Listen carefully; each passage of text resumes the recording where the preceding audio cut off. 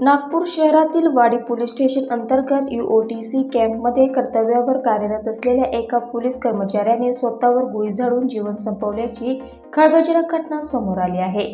मंगेश म्हस्के असे या मृत पोलीस कर्मचाऱ्याचे नाव आहे। याबाबत अधिक माहिती अशी की क्वार्टर गार्ड म्हणून ड्युटीवर असताना एका खोलीत त्यांनी स्वतःच्या डोक्यात गोळी झाडून जीवन संपवले। या घटनेने पोलीस विभागात खळबळ उडाली आहे।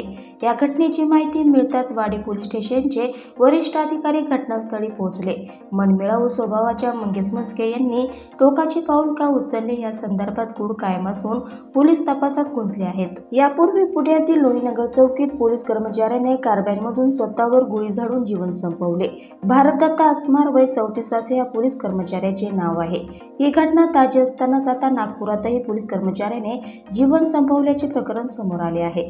यातून सततच्या ड्युटीतून पोलिसांवर ताण वाढतो की अन्य कौटुंबिक कारणे यामागे आहेत याचा शोध घेणे गरजेचे झाले आहे।